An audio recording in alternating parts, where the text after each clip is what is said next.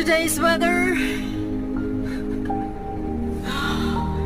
Yesterday it was sunny and beautiful, and today something very different, and it's very slippery as well. Now I'm at the end of my guard, 12 hours on, so I'm going to sleep now,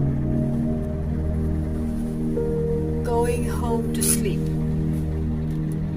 listening to my book, my ebooks. Okay.